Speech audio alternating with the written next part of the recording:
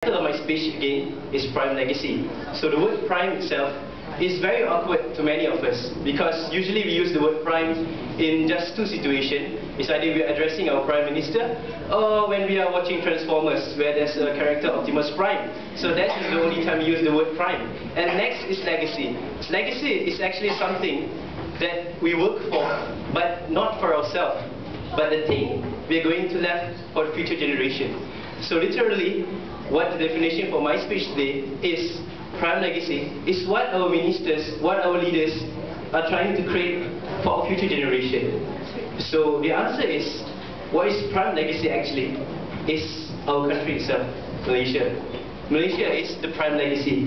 The thing that our ministers, our leaders have been worked so hard so that our country will remain prosper and will be developed time by time. So today, ladies and gentlemen, first of all, let us look what around us. Take a look around us, please. You can see tall buildings, KLCC. Of course, KLCC is not here. It's in KL, but still, it's there.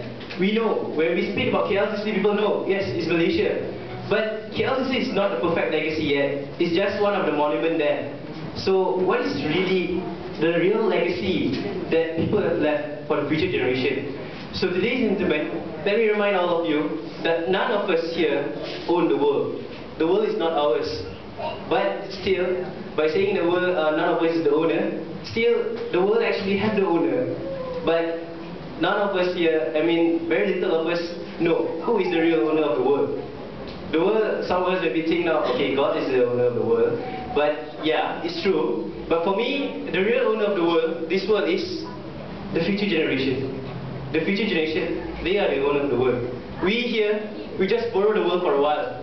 Later on, we shall pass on this world to the future generation. So here we are today, as a legacy itself, as part of Malaysia, there is something we need to do. First, to be the first class nation, we need to have knowledge. So personally, I don't believe teaching on the four walls, because yeah, it might be boring sometimes, but still, it's a normal thing that's happening in Malaysia. But the thing is, what I want to address all of you today, is that knowledge does not come only from classroom. It can come from everywhere, from radio, because as teenagers nowadays, class is not our priority. The priority is television, internet, radio, and stuff like that, interesting stuff. But very little of us, we learn from different aspects. For example, when we're watching TV, actually there's a lot of things. Actually, there's a lot of things that we can learn from that. One thing I learned yesterday about from one of the television series, my favorite television series, is all of us here, no matter from what background we come from, will take a different path. We choose various ways, but still, we only have one destination, one final destination, which is success. Believe me, no one here will fail. It's just that we are not successful yet. We have to keep on trying, go further, because that's what Malaysians need now. Malaysia needs someone with the spirit to develop our country. That's what Malaysia needs. That is what the legacy is everything about. So that's the first thing about legacy. Second thing is about unity. As a prime legacy, as part of Malaysia, we should have the unity. The unity here is not something simple. Trust me, it's not simple. Even though we look at our country, we can see everyone is doing fine, but deep inside, there's a problem there, a very serious problem. But still, I don't know what the government is doing now, but still, the problem is there. I've been thinking about it because actually, we have to be creative to solve this problem. Things might be simple solution, but as long as it is effective, then we consider it as a solution. For example, if you look at the kids nowadays, they always quarrel about simple things. But then, if you throw them a football, they'll play together. They won't fight. They'll play happily. So Malaysia needs something, that factor. Maybe simple, maybe it can be round as a football. It might be a simple thing, very, very little thing. But as long as it can unite everyone, then we should consider it as a solution. So everyone here, please do help me to find the solution, because me myself, I'm still searching for that sole solution to help everyone in Malaysia. Third thing is about the teenagers nowadays. It's about the problem that we are facing. You can see, for example, in Malacca or KL itself, the teenagers today, we are not up to the standard. We are deteriorating day by day in terms of our ethics and manners.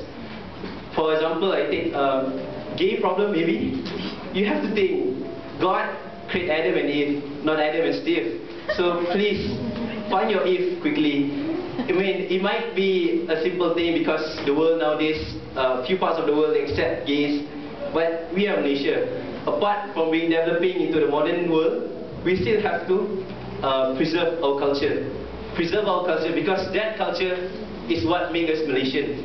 So today, gentlemen, as the last part of my speech, as a conclusion, so I would like to share with all of you, a word of wisdom from Darren Royal.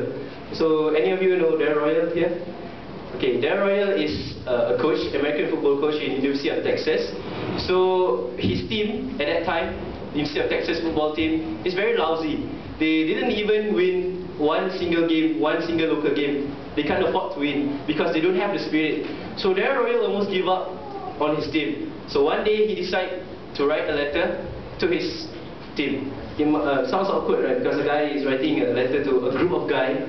Sounds awkward because usually guy writes to women. So Darren Royal wrote something heartwarming in there, and what I remember, he said that a failure, when he falls for the first time, he will never stand up again. A normal person, when he falls, he will take some time to recover and then he will stand up. But a great person, a successful person, when he falls down, he will quickly stand up on his feet because he believes that falling down is not a failure. Falling down is just a pause in his life. Everyone, even though we are rushing with the modern days, with the civilization, trust me, one day you need a pause. You need to stop for a while, think again, look back and see what have you missed and try to get it back. So with that, I say thank you.